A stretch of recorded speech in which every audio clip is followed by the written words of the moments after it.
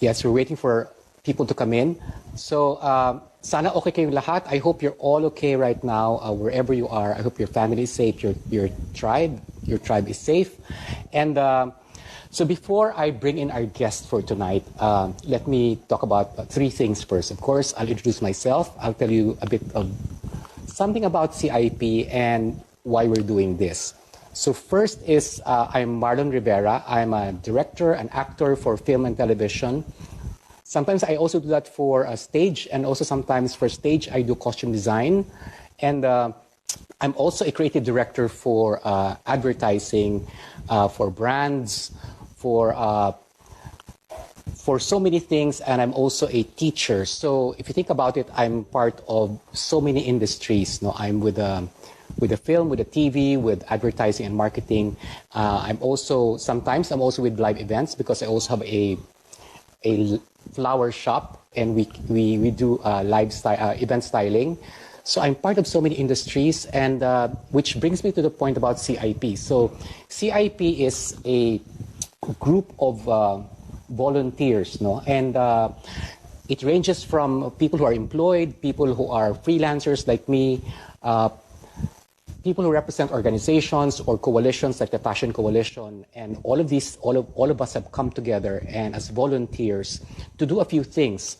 One of the things we're trying to do right now is we're trying to open lines of communications between industries, and we're trying to find out a few things. One of them, obviously, is we want to know if how they are during the pandemic. We're also trying to find out if what is unique to their industries. What are our commonalities? So we're trying to share information, we're trying to share learnings, best practices, and eventually we're trying to create a roadmap, for all of us, because the creative industries in the Philippines is rather big, wild, woolly, and it's full of creative wealth, but it's quite unmapped right now, and we're trying to build this whole sector. So that's what we're trying to do with CIP. So if you're interested, you can join Creative Industries Philippines. We have our Facebook, we have our IG, and you can find out more about what we're trying to do. The other thing that we're trying to do right now is we're trying to also respond to all the laws and the bills and the agencies that affect our industry. One of them, of course, is the Creative Industries Bill, and we're trying to put everyone together so we are recognized as one sector. It's not only the Creative Industries Bill that we're trying to influence and to input into. We're also trying to. We're also looking into about 12 other bills. So there are different types of bills for different things. So this is not an omnibus bill, no. One of them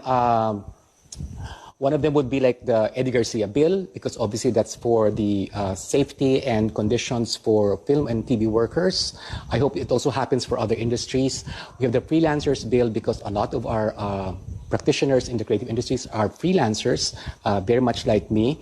We're also looking into audiovisual tourism, tax breaks, amendments to the IP law, things for cultural sites, museums, and so on and so forth. So we're trying to do all of these things. So there are so many bills that are happening right now at different stages. Kung baka nagluluto tayo, yung iba, kung nagbe-bake tayo, iba na doon sa cooling rack, yung iba na sa oven na, yung iba ginagayat pa lang, or minimix pa lang. So all of that we're trying to do. And so if you're interested and you're part of the creative industries, I hope you can join us also in the Creative Industries PH. So that's what we're trying to do for creative industries. The other thing is that we're trying to open these conversations. That's why we're trying to do, we're doing this live IG live. If you think about it, there's so much to do and there's so much to discuss, and so we're trying to break them apart. And we're in the incoming days, incoming weeks, we're going to talk about the law. We're going to talk about welfare. We're going to talk about sketch to dress, from a draft to a house, how ideas become tentpoles for industries and business, and so on and so forth. So marami tayong pag-uusapan, at sana kasama kayo sa mga usaping yon sa mga susunod na mga araw. Ngayon, ito ay isa lamang pang Friday night muna, at sana meron na kayong, kung tulog na yung mga bata, pwede na kayo uminom ng kaunti. pampalakas ng loob. Kinakabahan ako kasi si Lea Salonga itong kakausapin ko. So that's who I am. That's the CIP, and that's what we're trying to do for these conversations. Because I think in the with this kind of a platform, we're able to talk more to people. We can invite, entrepreneurs, we can invite artists, we can invite musicians, we can invite film workers, publishers, because the whole creative industry is so big that it should be considered as a sector. Okay, so yun na muna. Now, I'm going to introduce now our guest kasi kanina pa siya naghihintay. Lord, kinakabahan ako sa guest na ito kasi medyo legendary to, di ba? Legendary itong si Lea Salonga. I don't think she needs any introduction, but every praise we can give her, we introduce her, I think is well-deserved. She is a singular artist.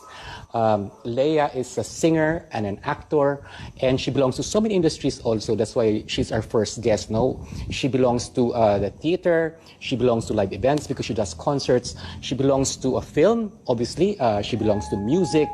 So she belongs to so many industries that I think she can give us a unique perspective about the creative industries. I'm sorry po kung maingay ng konting aso sa labas, pero hindi ko po siya aso, okay? So, si Lea Salonga, of course, ano ba si Lea Salonga? Maliban sa isang napakagaling na mga awit at actress, sa internet, she's referred to as, di ba, when they comment to her, parang her diction is clearer than my future. Sabi nga nila about Lea Salonga. No? And of course, she's also a cottage industry to herself because marami nabubuhay ng mga YouTube reactors na nabubuhay sa content ni Lea. If you think about it, iba nga dyan, di ba? Tumatabo ng mga 300K views just because they're reviewing Lea. So, I would like to bring in Lea. I would like look for her request first. Ano makausap ito? Ito na si Lea Salonga. Kinakabahan na po ko, Lord. Asan si Lea? I already invited Lea. Hi, Lea. Is she here? I'm here. Oh, there she is. Hi. Magandang gabi. Magandang gabi din sa iyo. I have my drink. I have a vodka tonic in front of me with a very fancy straw in a mason glass. Ano naman yun I have a Negroni, but it's Baduy because I have very small eyes because I couldn't get the large ones during the pandemic. So cheers pa rin. Cheers to everybody who's watching. Cheers to everyone who's watching. Po sa inyo. Yes, let's start with a check-in. No, I mean, how are you doing right now? How are you? I'm okay. I sprained my foot. I don't know how I did it. I mean, I literally don't know how I did it. I think I normally sit kasi cross-legged on a chair. Siguro I sat wrong. And when I unfolded myself and got up to walk, I was like, what is up with my foot? That also might be part of getting older. I mean, I'm 50. Yeah. Hindi halata. Salamat. Yes, I take care of myself. I try to do things that make me happy. I try to surround myself with things that bring me joy and things that lift up my spirit. Sometimes it's online conversations with fans. It's watching BTS nonstop. It's hanging out with my friends. Like we'll have a game night with alcohol. And I just picked up crocheting again. I mean, I kind of picked it up at the start of the pandemic and then I put it away. Yeah, I crochet and I also knit. It's a good way to kind of quiet the mind. Nakakatahimik lang ng utak. Sometimes it's like, there's a lot of stuff going on and it's very overwhelming. So it's helpful to do something that's meditative and repetitive and parang shut off the brain. Kamay lang ang gumagalaw. And I don't have to think about the stitches. Like when it's crochet, talagang brain dead. I don't have to think, which is kind of nice for a little creative craft. We have to see that. We have to see one of your works one of these days. Yeah, I'll grab it. Or I normally post what the work looks like on Instagram. Wala lang. Like I will show off like a hand that's like coated in flour after shaping sourdough. So even my hobbies, I guess, tend to be on the more creative side that have nothing to do with That's good. singing or performing or anything like that. But yeah, I guess it's just I tend to gravitate siguro towards something that ends up creating something Creating else. something, yeah. Yeah. That's good. That's good to hear. It's good to hear. Oh, so another check is that bakuna. Are you jabbed? Are you Yes, I'm fully vaccinated for COVID, and then today I got my flu shot. So I'm protected from two different viruses. So it's like it's that. And whenever I work in New York, whenever I work on Broadway, normally yung flu shot libre. Like there's a doctor who will go to every theater of every active show. Tapos ayan, napipila na lahat kami. If you want to take, you can opt out of getting the flu shot, but if you want to get the shot, you sign up and you line up, and it's so fast. And this guy is oh, so good. His name is Dr. Barry Cohn. And he's been doing this parang panata na niya eh. It's like he does this sort of as a yeah, sort of like panata nga. I don't know what the English word for that would be, but it's kind of like his pledge for the Broadway his pledge, community, yeah. where he goes That's and he jabs like an entire company of people, plus the crew and makeup artists and wardrobe and front of house. Whoever wants to get it, they can get it for free. and So so no, every it's time so I'm in a show, it's yeah, I get it. that's good. That's really good to hear. That's good to hear because it's not as if this is our first vaccine, right? I mean, when we were kids, inabot pa natin yung mga diphtheria, Cholera, typhoid. Oh typhoid, my, cholera, cholera, na typhoid. That's nilalagnat. the Yes, worst. that's the worst, Yeah, diba? hatred. I hated that shot every time I would have to get it because it would mean a really, really sore arm and 2 days of True, fever, true, and you're just true, feeling true. miserable. And so the COVID vaccine by comparison was nothing. Yeah, I mean, I'm only speaking for myself because everybody's going to have a different effect. You know, hindi agree. naman cookie cutter yung tao na pare-pareho lang yung magiging side effect niya. So That's true. it's That's for true. me, I got lucky. It was just a sore arm. It was a little annoying, but I'll take annoying over, fever and chills and anxiety. Yeah, I'd much Yes, rather anxiety really. have It's that. really anxiety. Yeah. Yep, yep. So it's good to hear that you're okay with your knitting and your games and you're fully vaxxed. Uh, we have to get this Yeah. out of the way before we go into this whole creative industries conversation. We have to check our biases. Okay, we have to check our biases. Okay. I know one of the things that we see, one of the things that we watch. I watch BTS, and I know you also follow BTS. Yes. So people like My would like to know bias, really, my yes, bias. sinong Oh, my bias mo? bias. Oh Yes. my gosh. No, my bias is V. V. Kim Taeyong. Oh, V. Forever and Kim Taeyong. ever. Yes. It's parang, it's like I look at all of them, and all of them are really good looking, very talented. You have your rap line, your vocal line, and whatever. But he's the one I would gravitate towards. There's just something different about him. Nice. Parang one, he's the only baritone, and I tend to gravitate naman towards that Oh. mababang Good to hear. boses. Yes. Siya lang. All the three other vocalists are either tenors or bordering on alto / soprano. And his personality is just personalidad ng aktor. It's like his heart parang precedes everything else that he does, and you can see it, in his facial expressions, even when he's singing. Na he invests a lot of his emotions in the music. And so I think I'm not the only actor that feels this way. I think there's like a couple of us that are V-biased because of that. Kasi nga, Because of what? Because of his instincts seem to be actors' instincts. So that it's like, singing kasi parang, as somebody that does both, it's like, when I think as a singer, I think of the notes, I think of my intonation, I think of my technique, I think of my, like all of the stuff to make sure that all my that I dot my I's and cross my T's as far as that is concerned. And But that you do really well. Thank you. But when I think as an actor, thank you. When I think as an actor first, it's like, it's what is the story I'm trying to tell? What is the emotional content of this song or this show or of this line of dialogue? Parang yung una kong kailangang isipin, yung puso ko. And that seems to be now how I look at the singing more than just the technique. Parang they have to be side by side with each other, not one taking precedence. So with V, why I tend to gravitate towards him, it's like, I don't know if it's technical, I don't know if it's intentional, but it's always that it just seems like his heart is the one that leads more than anything else.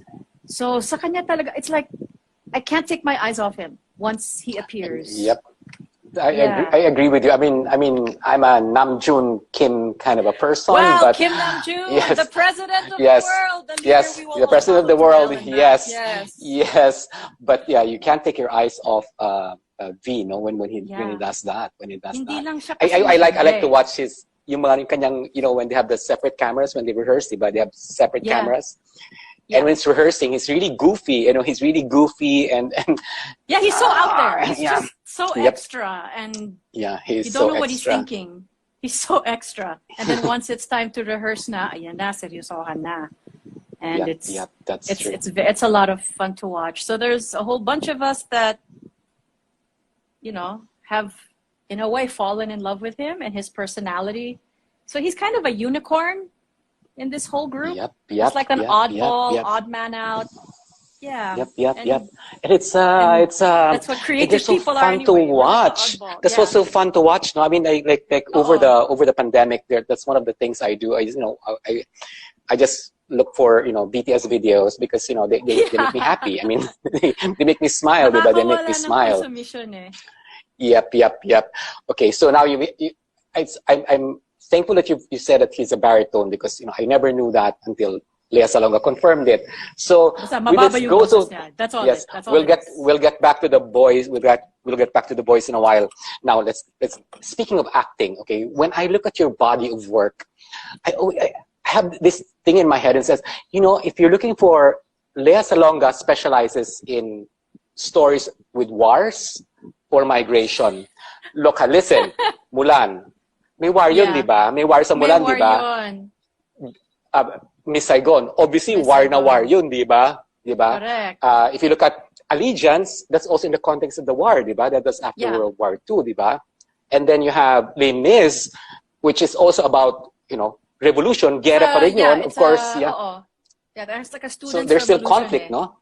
Yeah, there's still conflict. So there's always most of your characters seem to be in, you know, have this big background, and not only that, you also played in those four pieces. I mean, you played the French, of course, double French ka pa sa Les Mis because you had you played Eponine and of course you played Fantine, no, diba? And then you played a Chinese heroine, and then you played a Vietnamese girl. And then you played an American Japanese person, Japanese American in Allegiance, no. So my question is, obviously as an actor, you're supposed to be able to get into all these roles, and the roles are really important. But do you have any insight on when you play these roles that you're also able to access other cultures? I mean, very much like, is it a window? The material is a window to these cultures. I mean, can you talk a bit more, like what did you discover in Allegiance? What did you discover in Saigon? What did you discover about those peoples that you played? You know, you played. Yeah, I think all of us had to have some degree of empathy, particularly with Allegiance, and a lot of us were handpicked by George Takei himself. Yeah, Mr. Sulu from Star Trek. So I think he was the one that said, I want to get these people to play these parts. And it's loosely based on his own experiences because he was an internee. His parents and his brother and his sister, they were sent to a camp in Arkansas. But he also remembers sleeping in a horse stall in Santa Ana racetrack in California before they got sent off to the camp up in Arkansas. Over in Arkansas.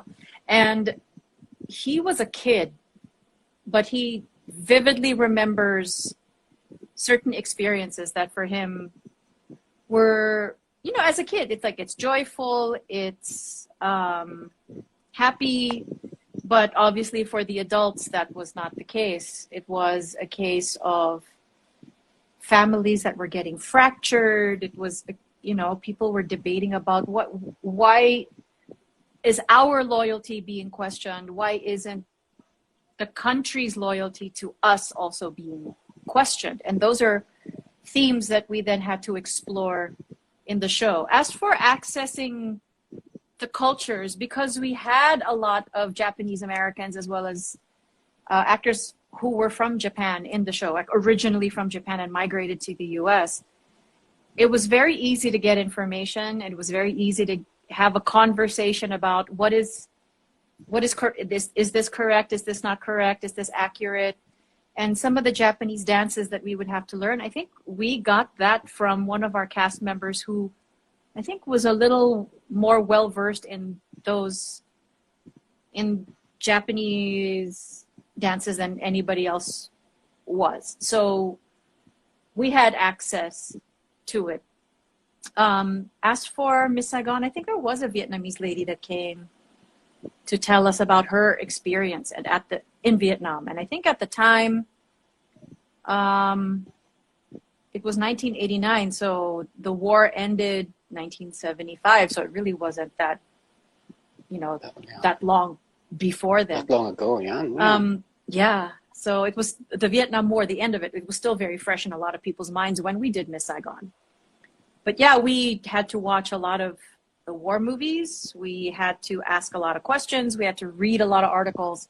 So there was a lot of research that was imposed upon us that I'm glad that we had, because it would be a complete disservice if we didn't do our due diligence as far as at least trying to tap into something that was culturally correct. But I don't think, and we would still be able to get it 100% right. As for Mulan, I only got to sing the song, and since it's Western execution of Chinese culture, I had to depend upon those of Chinese descent that were in the film and working on the film and hope for the best. That's all I could do. But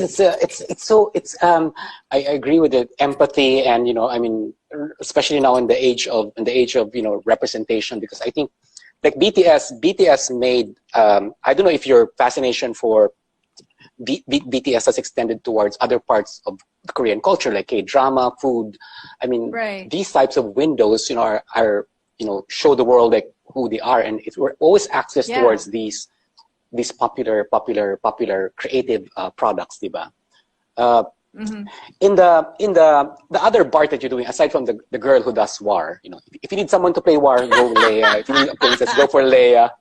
The other bit I observe is that you always, of course, so it's great conflict. Also, the question of flux, because in Flower Drum Song, I mean, that's a migrant girl, right? Maybe it's a migrant. And even in Sana'y Maulit Muli, you play the caregiver. Agnes is an immigrant, diba? You play that, diba? So there's also that, aside from, you know, a character caught in all these large conflicts, you also are familiar with moving into boundaries and moving into places and trying to strike out and find yourself, no? I think the only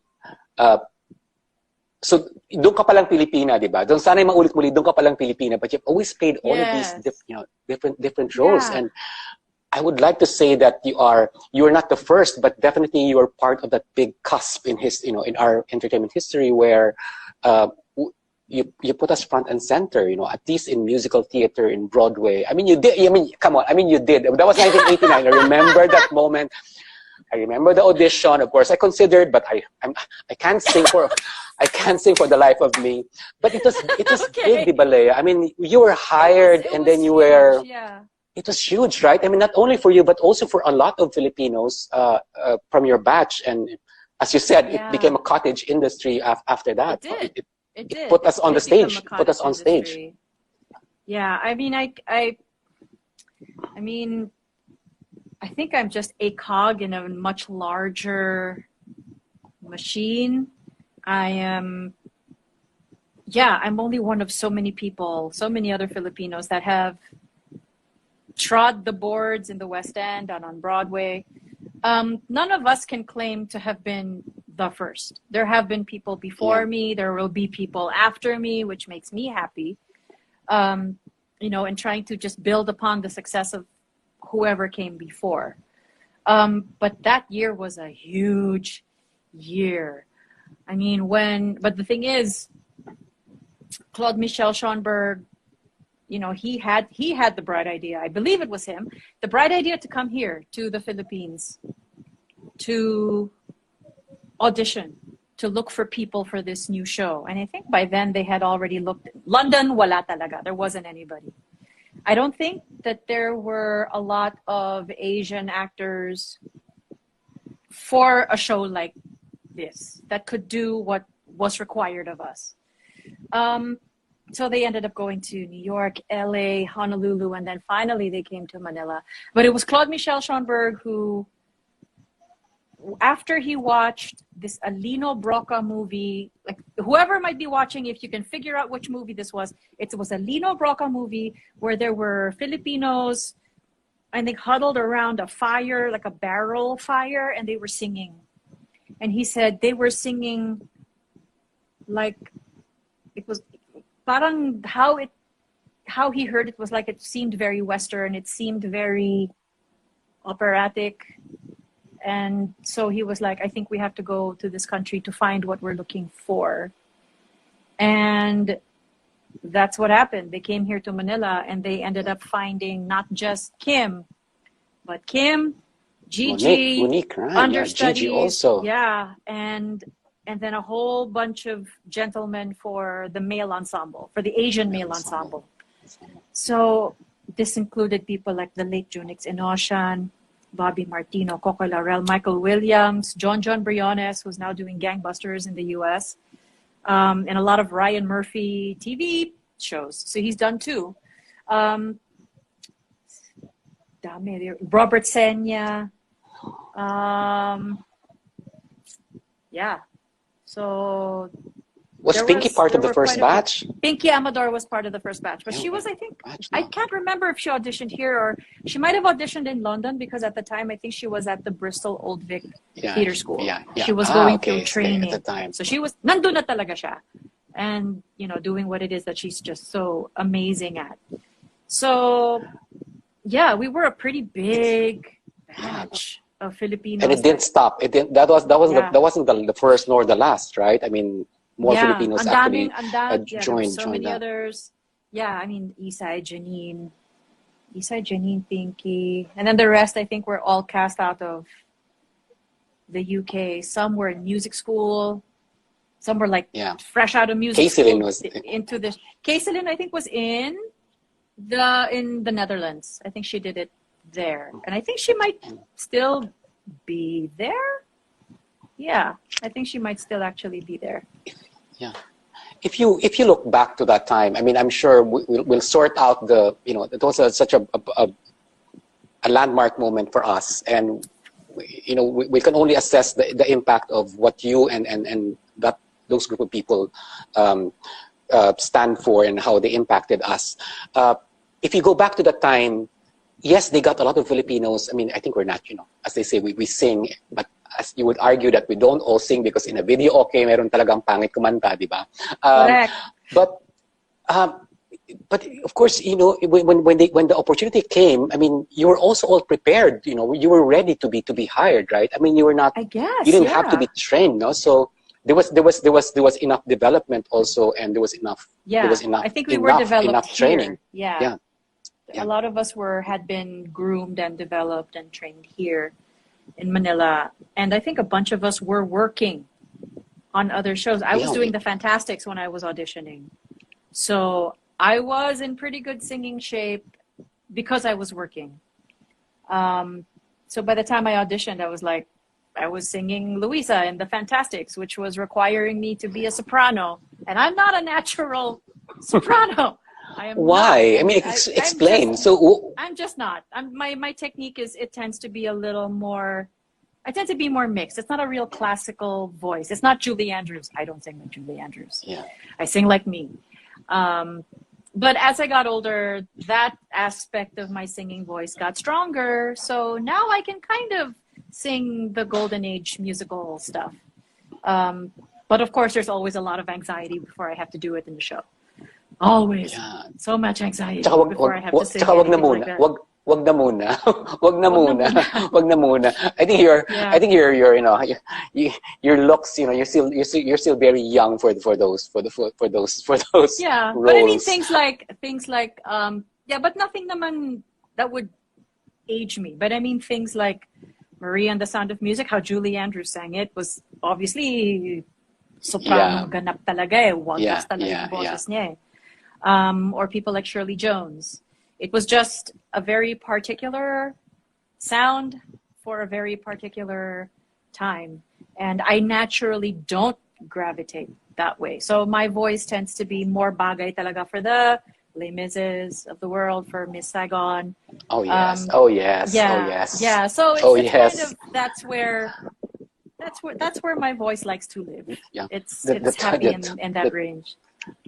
No, this so having that ring. Yes, I guess that's important to understand where your registers are and where you're comfortable. And Yeah. I just it's good to. I mean, I just heard it now that, you know, you're not comfortable. You were not comfortable as a soprano, but you can mix all the way up and it. But it's so seamless. I mean, that's why people say, again, on the internet, they say, when she moves register, she wouldn't even hear it, diba? You wouldn't even notice that. You wouldn't even notice that. So aside, okay, let's go to. We're actually curious about working. I mean, the work plus. I mean, don't be offended. I would call you the most social OFW we ever had, because No, I mean, won't because be you offended did, by that. you did work, right? You went there for work. You were hired, and you worked and contracted. So and contracted, diba? And it's not like and it's presented a different face about us. I mean, there's nothing wrong with all of our overseas contract workers, but that is again another view that we have coming from our creative industry. Because I mean, diba, Filipino performers, you know, we sing in the boats, we sing in the clubs, you know, we sing in all these places, and I think that's hotels, really lounges, bars, lounges, diba?